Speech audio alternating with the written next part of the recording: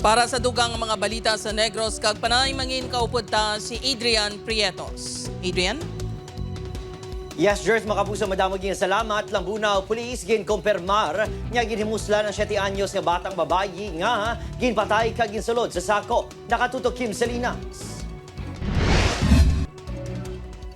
Positibo sa pagpang-abuso sexual ang 7 ka tuig nga bata nga babae nga ginpatay kag nasapuan sa sulod sang sako sa CR sa Ilabalay sa Barangay Tampukaw, Lambunaw, Sabado sang Udto.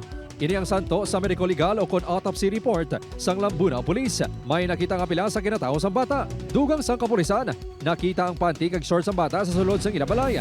Gani may posibilidad nga ginhimusla ng bata sa sulod mismo sang Ilapuluyan. May na-laceration nga daw sa 9 o'clock basta daw duwa ang nakita ni sir. 9 kag 6 o'clock. Kasi media sir, ang soko na to sir kung may araw wala. Nagwa man sa medical legal nga kausa sa kamatayon sa bata among paghigot sang iyaliog gamit ang shoelace kag straw. Hindi pa matumod kung patay ng biktima antes ginsulod sa sako. Ang cause of death sa ating victim is due to traumatic ligature at the left lateral aspect of the neck resulting to a special death. Wala pa sa natumod nga sospek ang kapulisan sa krimen. Nagapabilin nga yara sa 5 persons of interest lakip ang lolo sa bata.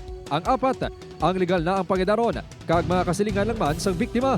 Ginahulat pa ang swab test result sang mga ini. Ang krimen ang may posibilidad nga isa lang katao ang naghimo suno sa kapulisan. Posible lang nga may nakakita nga para maging witness or may naibaluan nga information dira sa barangay Tampukaw. Pangagi kami sa bulig or kooperasyon nga i-report kini sa aton para mabuligan ang pamilya sa biktima na masolbar kang mga tagang justisya. Upot Caramel Porquia, Kim Salinas, 1 Western Visayas.